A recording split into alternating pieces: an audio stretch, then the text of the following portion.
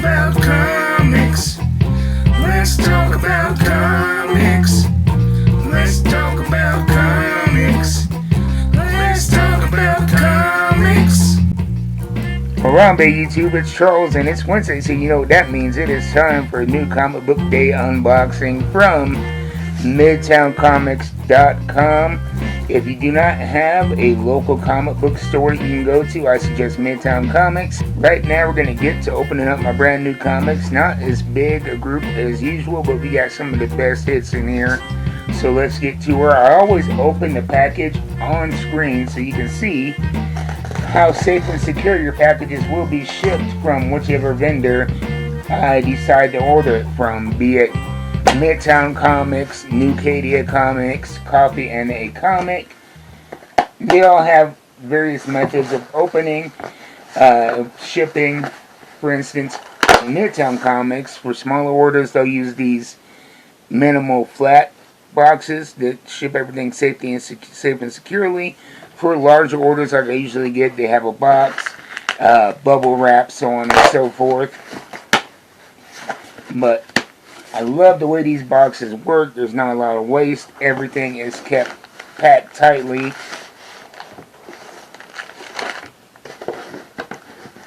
Let's see here. And we have, the receipt is folded up in here. And then we have the iconic Midtown Comics bag with the logo. And inside the bag, everything is individually bagged and boarded, so you don't have to worry about purchasing extra bags and boards for your books. Looks like we're working with 6 books here, so let's get into her. Starting off with, from Image Comics, Exquisite Corpses number 6. This is a very fun title. It is basically about a group of people that secretly run America. These families that secretly run America, they, I think every 5 years or so, hire a champion, be it a serial killer, psychopath, whatever, and they set them loose in a small town, and winner takes all, kind of a horror survival story. Very, very good book so far. You can actually get the trade paperback containing the first issues right now, issues 1 through 3, and I know you're saying the trade paperback with only 3 issues. Number 1 was actually a very, very thick book. It was about the size of 2 or 3 comic books, and so you're going to be getting a lot of story, and it's a great book, drawn brilliantly, paced brilliantly, and despite having so many characters, it really goes into depth with each character. Next, we have Lazarus Fallen number 5 from Image Comics. Really digging this title right here.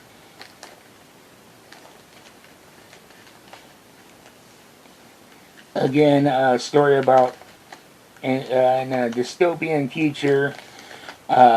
Power is divvied up between powerful families, and you have kind of a caste system, and the Lazarus are these genetically engineered protectors, security for each family.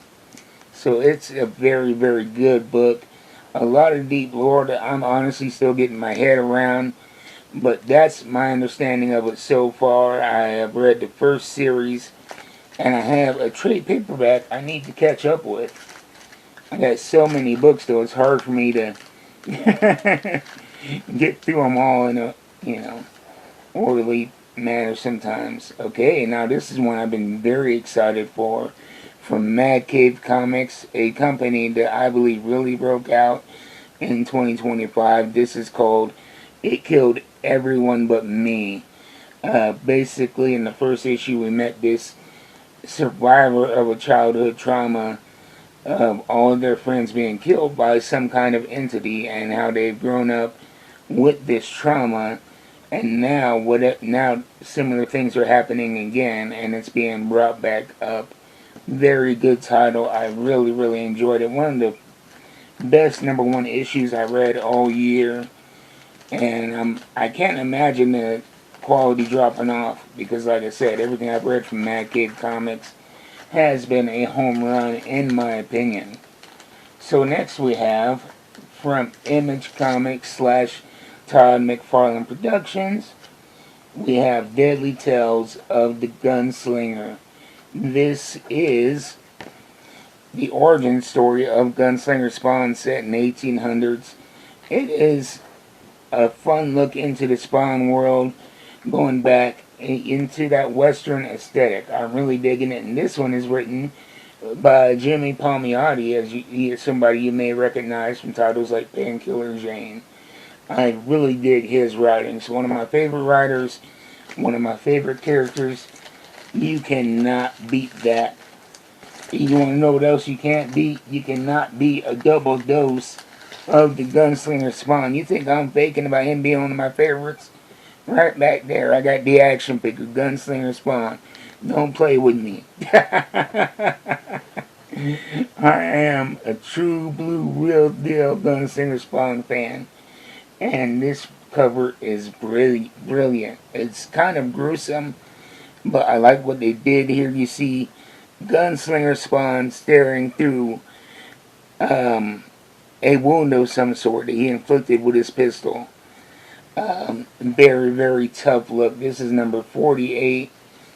It is hard to believe that I have been with this for 47 issues. Feels like issue number 1 just came out, but I really dig it. One of my favorite books in the Spawn universe, but really, I love the entirety of the Spawn universe.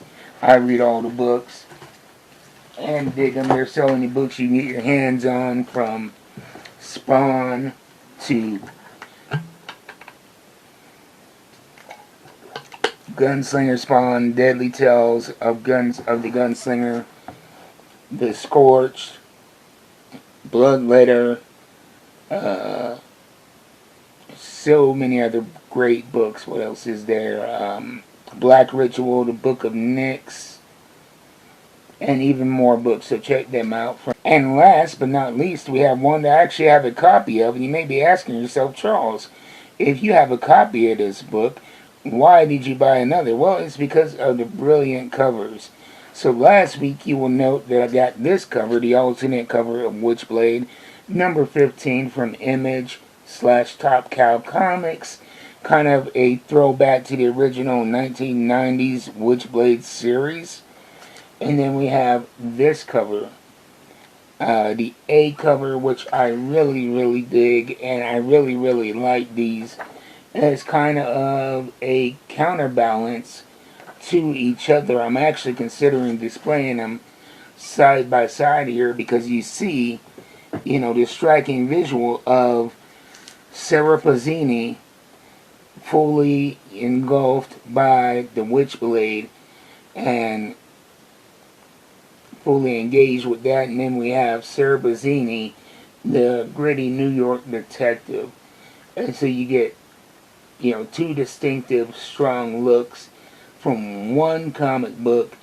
And so, like I said, I'm thinking about, I don't know if I want to frame them or what, but I definitely want to get these displayed back to back because these are two brilliant covers that tell a story of their own. So that's why I got the A cover and the alternate cover. I rarely do that, but when I do it, it's usually for display purposes. So that's what I got this week. A small order, but it's about quality and not quantity this month.